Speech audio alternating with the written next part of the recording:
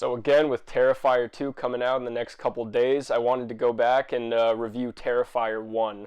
So it's no mystery that this horror movie was kind of a phenomenon when it came out. A lot of people were excited to kind of give this character, Art the Clown, cult status immediately, and I was completely on board with it. This movie completely swept me away. Something that I complimented All Hallows Eve with, which is also something that I would like to compliment with this movie, is that you really get this vintage kind of nostalgic feeling with the pizza place, with the setting, with the effects and everything. It really feels like a great throwback, and again, it's another movie where I could see myself renting this as a kid from the video store and just getting scared to fucking shit with that. The design for Art the Clown is instantly iconic. You've had so many horror icons that are clowns. You have Captain Spaulding, you have Pennywise, but Art looks completely different and really paves his own way as far as horror icons that are clowns. There's kind of this almost Looney Tunes-esque quality to him, where he's very animated. Although he doesn't speak, a lot of the way that David Howard Thornton portrays his character is through gestures, movements, kind of does faces, and he brings a real life to this character that an inferior actor probably wouldn't be able to. He really gives this character a personality, although there's no lines, which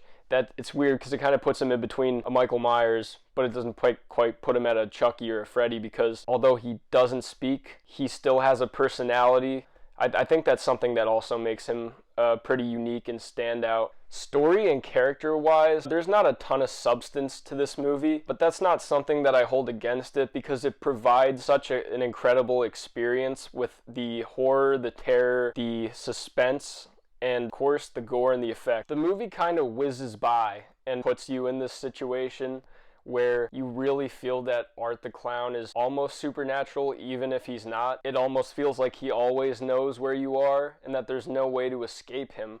So he brings about this supernatural quality without quite going that way until about the end, when he of course does not die. But that's something that I thought really added to it and kind of added this mythic quality to the character. Another thing worth praising is Damien Leone's effects. He does an incredible job. It's just so rare to see practical effect and see a great usage of practical effect in the way that is used in this film. It's so easy to be lazy and just make CGI, fake blood, but he really commits to the gore, the effects, the saws, the bones, the blood, like everything about it. It's just top tier, and it's incredible to think that this movie wasn't even made for like $50,000.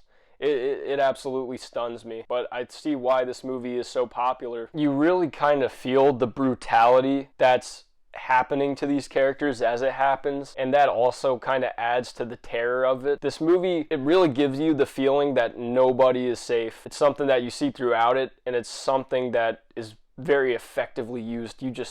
You don't feel like anybody's safe. As soon as you think someone might be the main character, someone might be safe, you never know. And I think that really adds to the suspense of it. Sometimes characters feel like they have plot armor, and you can instantly pick out like, oh, she's gonna survive till the end.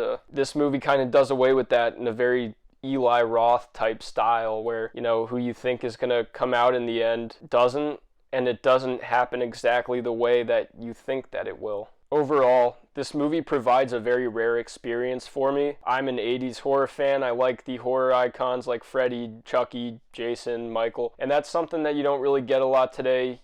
There's a lot more supernatural horror movies, and there's not a whole lot of horror icons, I guess you could say, that come about as of late. Having a character like Art the Clown is very refreshing, especially done in just such a practical way. That's just what gets me so invested in it, and I'm very excited for Terrifier 2. Alright, thanks for watching.